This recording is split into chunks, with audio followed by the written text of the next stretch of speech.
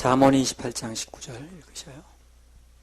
자기의 토지를 경작하는 자는 먹을 것이 많으려니와 방탕을 쫓는 자는 궁핍함이 많으리라. 네, 경작하는 자는 먹을 게 많다고 그랬습니다.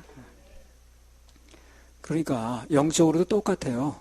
마음 밭만 계속 갈아엎으면 그러면 하나님께서 그 밭에 씨를 계속 뿌립니다. 그러면 늘 열매는 있게 마련이고 먹을 거는 풍부하게 돼 있어요. 여하에 우린 뭐가 중요하냐면 마음밭을 계속 갈아엎는 게 중요한 거예요. 그러면 갈아엎어진 밭에 옥토죠.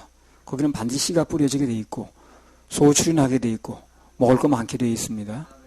똑같아요. 영적으로나 육적으로나. 그러니까 나는 왜 이렇게 열매가 없어? 그런 분들은 자꾸만 이 말씀 드릴 때 내 마음을 갈아엎어야 됩니다. 뭐가 그래요? 그러지 말고 그냥 아멘으로 갈아엎으면 그 다 여러분에게 유리하는 거예요. 마음밭이 어떻게 경작되냐면 뭐 노력으로 된다기보다도 이게 되는 방법이 뭐냐면 하나님 말씀을 마음을 열고 계속해서 들으면 그러면 그 들어온 이제 내 안에 들어온 그 말씀이 내 마음밭을 막 경작해 주는 거예요. 사람에게서 나는 게 아니고 하나님 말씀으로 되는 거라. 우리는 그냥 그 말씀을 받을 때 아멘으로 받으면 돼요. 그 말씀이 들어가서 그 사람 부족한 걸 채우고 그 모난 걸 깎아내고 이런 식으로 이제 경작을 하는 겁니다. 로마서 10장 17절.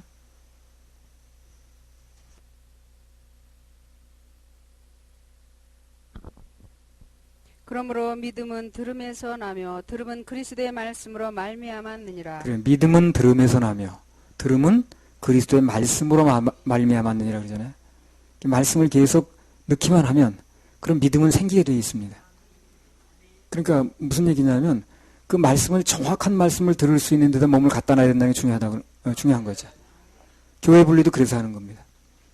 정확한 말씀을 들으면 그 정확한 말씀에 상응해서 정확한 믿음이 생기게 되어 있다는 거예요. 그럼 잘못된 말씀을 들으면 어떻습니까? 잘못된 믿음이 생기는 거죠. 잠언 28장 20절. 충성된 자는 복이 많아도 속히 부하고자 하는 자는 형벌을 면치 못하리라. 충성된 자는 복이 많아도 속히 부하고자 하는 자는 형벌을 면치 못하리라.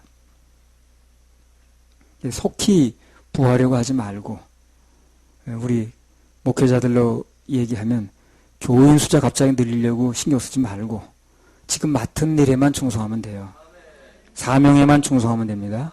그러면 복은 저절로 오게 돼 있고 그 말씀을 들을 사람들은 보내주게 돼 있고 사람은 세월이 갈수록 늘어나게 돼 있고 여러 가지 형편도 주님께서 풀어주시게 돼 있습니다. 사명만 충실하면 돼요. 모든 것은 하나님께서 친히 보호하십니다. 속히 부하려고 하다 보면 여러 가지 방법이 나오고 그것 때문에 나중에 형벌이 온다 그랬어요. 시편 48편 3절. 하나님이 그 여러 궁중에서 자기를 피난처로 알리셨도다. 자, 여기 보면 하나님은 우리의 피난처라고 그랬습니다. 이걸 우리가 꼭 명심을 해야 돼요.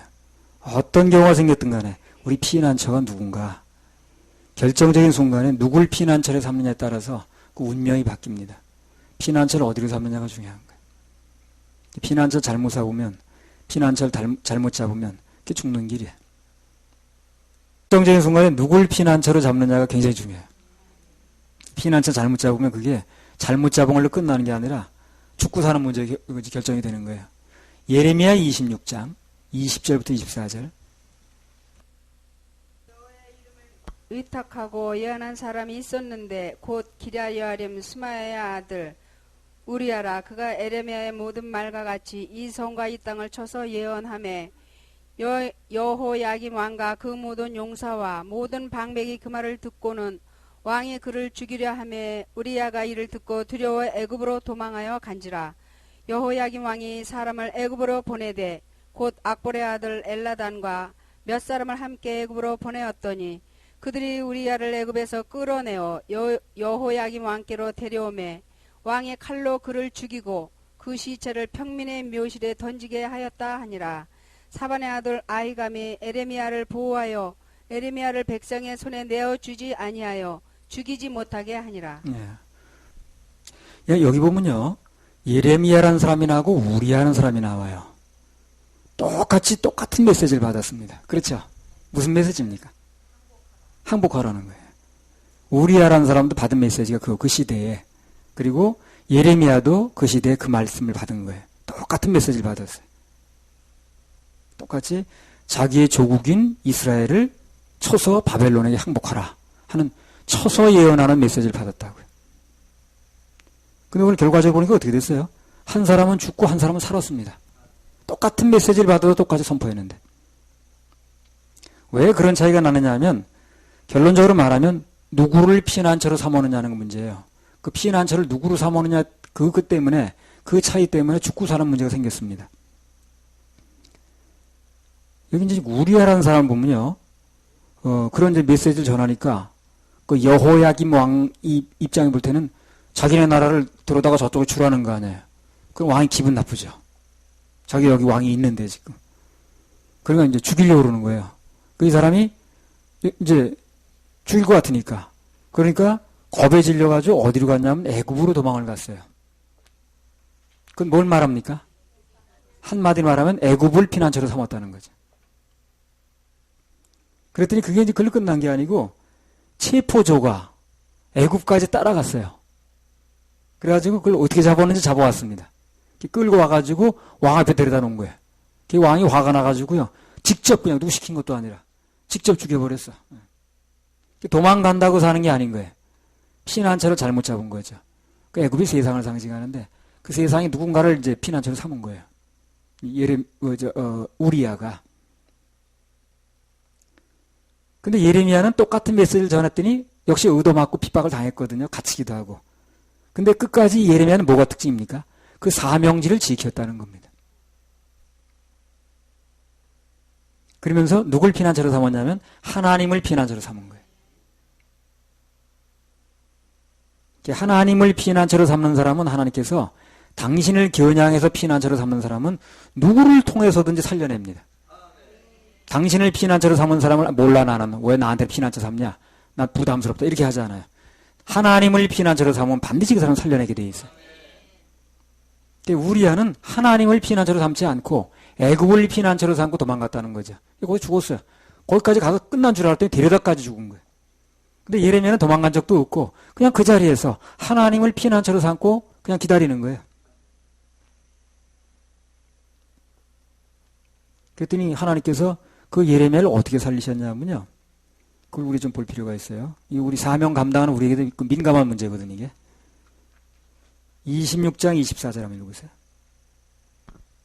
사반의 아들 아히감이 에레미야를 보호하여 에레미야를 백성의 손에 내어주지 아니하여 죽이지 못하게 하니라. 네, 이 관리인데 이 사반의 아들 그 아히감이라는 사람이 그냥 그 예레미야하고 뭐 얼마나 친분이 있는 사람인지 얼마나 관계가 친척인지 난 모르겠는데 이 사람이 예레미야를 보호하겠다고 나오는 거예요. 백성의 손에 내어주지 않게 만드는 겁니다, 이 사람이. 그래서 죽이지 않도록 죽임당하지 않도록 보호를 하는 거예요. 이 사반의 아들 그 아히감을 통해서 예레미야의 그 구명 운동을 이렇게 하게 만드는 거예요. 백성들이 막 죽이려고 했지만 그 손에 내어주지 않도록 이렇게 조치를 하는 겁니다. 이제 이런 거 보면서 우리가 뭘 느끼냐면 사명자는 어떤 경우가 됐든 간에 주님만 의지하면 그 나머지는 누굴 통해서든지 하나님이 살려주시고 누굴 통해서든지 해결하시고 누굴 통해서든지 공급하시고 누굴 통해서든지 이제 주님께서 해결을 하시는 겁니다. 살려주시는 거예요. 우리는 하나님을 피난처로 삼는 게 굉장히 중요합니다. 그리고 사실 하나님 밖에 피난처가 없는 상태가 처량한 게 아니에요. 그게 굉장히 강한 겁니다. 그게. 사는 길이고 되는 길이에요. 그게. 예레미야는 망고에 갈 데도 없고 하나님 밖에 피난처가 없었지만 살았죠. 우리야는 거기 누굴 바라보고 갔는지 거기 피난처를 삼고 갔는데 안 됐잖아요. 이런 얘기를 왜 성경에 써놨냐고 말이지. 피난처가 누구냐? 피난처를 누구로 삼는 게 중요하냐? 하는 얘기를 지금 써놓은 거예요. 누구 들으라고 써놨습니까? 우리 들으라고. 나 들으라고. 피난처는 하나님이십니다. 피난처는 하나님이에요. 잠언 28장 21절. 사람의 낯을 보아주는 것이 좋지 못하고 한 조각 떡을 인하여 범법하는 것도 그러하니라. 예. 사역자는 적어도 하나님의 종이라면 사람의 낯 때문에, 낯, 얼굴, 예. 이 낯 때문에 그걸 의식해가지고 뭔가를 결정하거나 행동하면 안 됩니다. 예. 주의 종이라면 주의 얼굴을 살펴야지, 주의 기색을 살펴야지, 사람의 얼굴이나 낯 때문에, 체면 때문에, 거기 영향받아서 뭘 결정하거나 행동하면 그건 주의 종으로서 굉장히 치명적인 결격 사유가 생긴 겁니다. 이게 우리끼리 뭐 주의 종이니 아니 따져들 일이 아니라 그분이 당신의 종으로 인정해줘야 되는 거죠. 아, 그래요. 그분이 당신의 종으로, 넌 내 종이라고 인정해줘야 되는 거 아닌가. 근데 그걸 그분이 인정 안 하면 내가 아무리 종이라고 해본들 뭐 그건 소용없는 거죠. 그래서 주의 종이라면 그분의 안색을 살펴야지, 사람의 안색이나 사우랑처럼 뭐 사람 누구 때문에 그랬다 그래. 그런 식으로 하게 되면 올무에 걸린다 그랬잖아요. 사람의 낯 때문에 뭐 의식해서 어떤 결정을 하거나 행동하면 그 사람은 아주 중대한 문제가 생긴 겁니다. 종으로서는. 주님이, 주인 되시는 분이 종으로 인정 안 하면 그걸 끝나는 거예요. 성경에 보면 그렇게 주님께 쓰임받았다는 사람이 많이 나와도 실제 그 사람을 상대로 너는 나의 종이라고 말하는 사람이 많지 않아요. 몇 사람밖에 안 돼요. 언제 그 얘기는 했을 거예요. 누구누구 종이라고 그랬다고. 4사람인가 5사람밖에 없어요. 예. 그 수많은 인물이 등장해도 하나님의 입에서 네가 내 종이라고 말한 그런 대상은 그렇게 많지 않습니다. 하나님의 종이 사람의 낯을 보고 그걸 뭘 결정하기 시작하면 그게 바로 타락입니다. 타락이 무슨 이웃집 아줌마나 건드리고 이래 타락이 아니에요. 그렇게 수준을 낮추면 안 됩니다. 주의 종이라는 사람이 주의 얼굴을 안 보고 다른 사람의 눈치를 보고 나면 그게 타락이라니까요. 뭐 간음하고 도적질해서 강도질을 해가지고 뭐 그것만 타락이라고 하면 안 돼요. 또 하나, 그 하나님의 사람이라는 사람이 한 조각 떡 먹고 사는 거, 그 돈 때문에 하나님의 사명에 영향을 받는 거, 이것도 타락입니다. 그래서 스스로 알아서 당신의 일꾼들을 모은다고 보면 됩니다. 다윗의 일꾼을 모았던 것도 똑같아요. 사울은 인위적으로 모았지만 다윗의 일꾼은 다윗이 모은 사람이 아니에요. 하나님이 모아다 준 사람입니다. 그래서 하나님이 모아다 준 사람이 하나님의 일에 이제 쓰임 받는 거죠.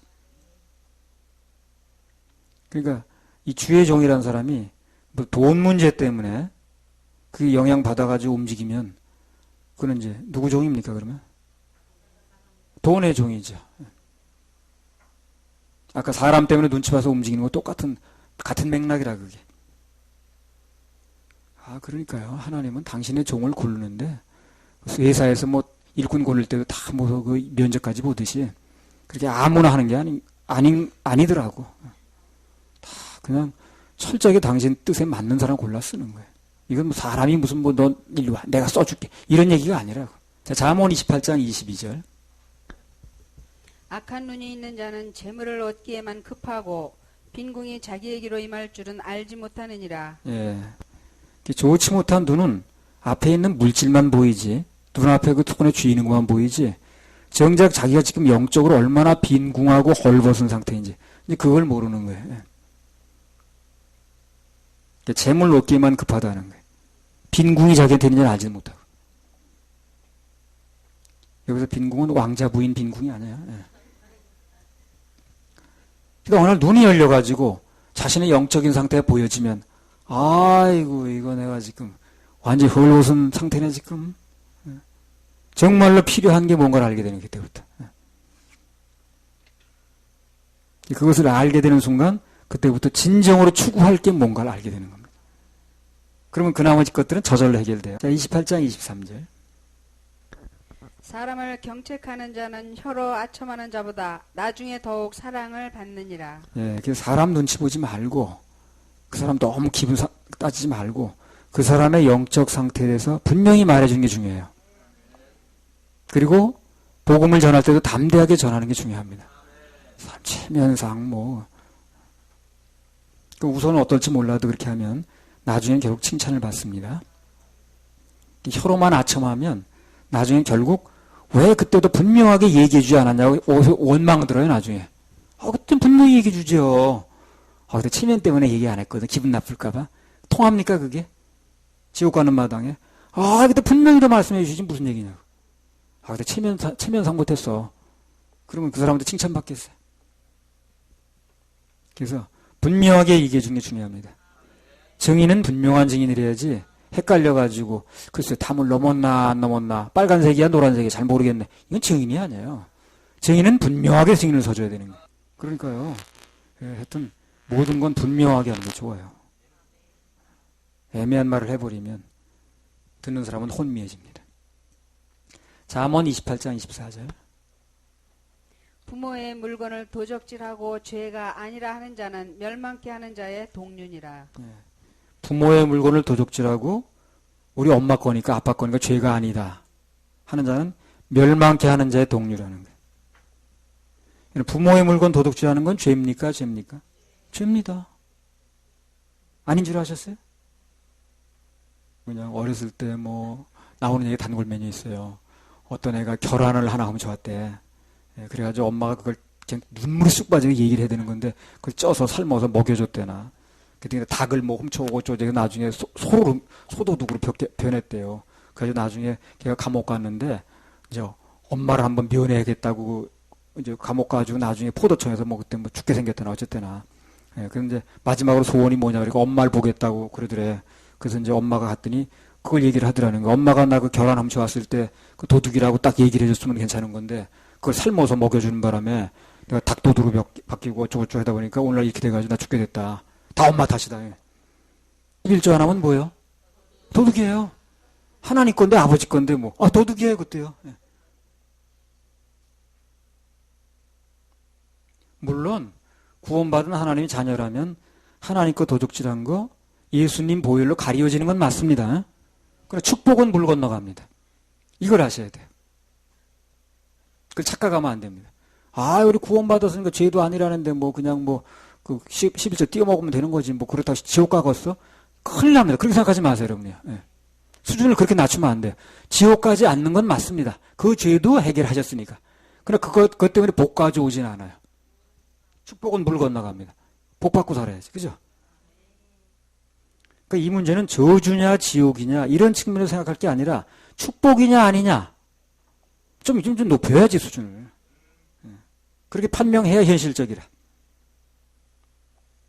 11조의 축복 중에 하나 그거 아니겠어요? 늘 말씀드렸다시피 지출을 막아주는 거예요.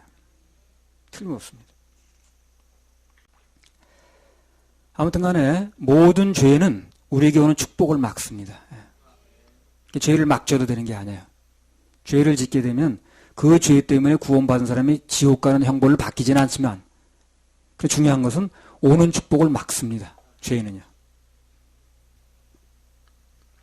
구원받은 사람이 거듭난 사람이 나중에 스스로 목숨을 끊으면 그 사람 어디 갑니까? 천국 가지요. 왜 천국 갑니까? 죄니까 천국 가는 거예요. 죄니까. 그러니까 이 무슨 얘기 중에 끝에 죄자가 붙으면 그것은 수지 않는다고 제가 말씀드렸죠.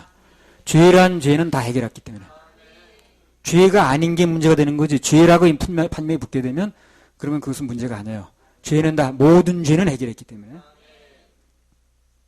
그래서 그것은 지옥 가는 형벌은 면하되 그러나 그 스스로 목숨을 끊는 게 축복입니까? 그건 아니라는 거예요. 그건 아니라는 거예요. 축복과 이것을 구별을 해야 되는 거예요. 스스로 목숨을 끊어버리면 앞으로 살면서 하나님 앞에서 상 받을 기회가 있겠죠. 상 받을 축복이 있겠죠. 이걸 스스로 망쳐놓는 거 아닌가? 그런 축복이 아닌 거예요. 사명 감당하면서 앞으로 많은 영혼을 건져야 될 기회가 있는데 그걸 스스로 박탈시키는 거 아니에요. 그죠? 그게 축복이 아니지. 그리고 스스로 목숨을 끊는 건 지옥 갈 죄는 아니로되 지옥 갈 죄지만 그 죄는 예수님이 해결하셨지만 그러나 그 스스로 그 입장에서 볼 때 축복은 아니라는 거예요. 방금 말씀드렸듯이 모든 죄는 축복을 막는 겁니다. 앞으로 이제 그 사람이 살면서 계속 많은 사명을 감당해야 되고 상급을 쌓고 그럴 기회가 많이 있지 않습니까? 근데 그걸 박탈하는 거 아니에요, 스스로. 그게 복을 박차는 거죠. 그게 축복은 아니라는 거예요. 이 말 이해하시죠? 무슨 말인지. 네. 그러니까 죄를 막 짓고 함부로 살아도 된다는 말은 전혀 터무니없는 얘기입니다. 그거는 죄를 지은 사람이 그 죄가 예수님 보혈로 용서됐다는 그 차원의 얘기를 하는 거지. 우리가 오는 복을 뭐 박차는 이제 그런 결과가 돼버리기 때문에 그거는 안 되는 얘기예요. 죄를 무섭게 생각하고 그 죄를 지었을 때 그 죄가 나의 오는 축복을 막는다는 걸 아셔야 됩니다. 자, 예를 들어서 어떤 거듭난 사람이 아니면 무슨 주의 종이라는 사람이 간음죄를 지었어요. 그렇다고 받은 권이 취소됩니까? 그건 아닙니다. 그 죄도 해결하셨기 때문에. 그래서 세상 사는 동안에 그 사람이 많은 명예를 잃습니다. 그렇지 않습니까? 그 사람이 많은 복을 누려야 되는데 그 복이 많이 상쇄되는 거죠. 그 사람 위치에 명예가 많이 손상되잖아요. 그 다윗 보세요, 여러분요. 다윗. 그 죄를 짓고 나서 그 사람이 받은 구원을 잃은 건 아니에요. 그럼 구원을 다시 받게 해달라고 되니까. 받은 구원을 잃은 건 아니지만 얼마나 많은 명예와 그런 것이 손상되던 거예요. 그 사람. 그 자식이 막 죽기도 하고 말이에요. 많은 고통을 겪죠. 그렇죠? 복하고 관계가 없죠. 그런 의미에서 11조도 마찬가지라는 거예요. 그 11조 한번 떼어먹었다고 무슨 지옥 가냐? 그건 아니지만 그러나 자기에게 오는 많은 복들이 막혀지고 막아야 될 지출들이 계속 나가게 되고 이러는 거예요. 그럼 그건 반드시 아버지 복거니까 도둑질이 아니라고 말할 게 아니라 그것은 죄를 지게 되면 축복이 이제 나한테 막아지는 거니까 반드시 10의 1조 구별해서 어떻게 돼? 드려야 됩니다. 11조 드려야 됩니다. 안 그러면 자기 오는 축복을 막는 거예요. 복이 뚫리려면 하나님의 명령에 감동에 순종을 해야 됩니다. 그걸 죄하고 연결해가지고 지옥 가는 거 연결하진 마세요. 예수님이 해결하셨으니까. 그 가늠한 여인한테도 마찬가지라. 다시 더 이상 가늠 또 계속 짓고 살라고 그랬어요? 그렇지 않았습니다. 그 가늠죄 계속 짓게 되면 너 지옥 가 이런 얘기는 아니에요. 그러니까 네가 가늠죄 계속 짓게 되면 넌 절대 행복하지 않다는 거예요. 그렇죠. 한 남자하고 사는 게 행복한 거지. 그렇게 동네 남자 다 데리고 사는 그게 행복이 아니잖아요. 그러니까 행복하지 않다는 얘기라는 거예요. 그걸 잘못 오해해가지고 그냥 뭐 죄를 져도 막 져도 되네. 뭐 은혜로 구원받는다니까. 그건 거리가 먼 얘기입니다. 지옥 가고 안 가고 얘기할 때 그거 한 얘기지. 그러나 그 복을 받고 안 받고 하는 얘기에 거기 갖다가 붙이면 안 되는 거예요. 하도 사람들이 그걸 헷갈려가지고 그런 죄를 지으면 지옥 간다고 그러니까 그거 전혀 아니다. 그건 복음이 아니다라는 얘기를 하려다 보니까 거길 굉장히 강조를 합니다만 생존해서. 그러나 사실은요. 그런 얘기보다 우리는 더 축복된 얘기를 수준을 높여야 된다는 거예요. 워낙 세상 사람이 그걸 모르고 있으니까 그거 가르쳐 주려다 보니까 맨날 그런 얘기만 하는 것 같지만 사실은 우리 구원받은 사람들은 그 수준에 머물면 안 됩니다. 다 드러나잖아요. 그 사람이 구원에 이르는 건 아니지만 그러나 그 죄를 진 것 때문에 얼마나 많은 손상을 입느냐고. 그 성경에 기록돼가지고 우리까지 다 알아가지고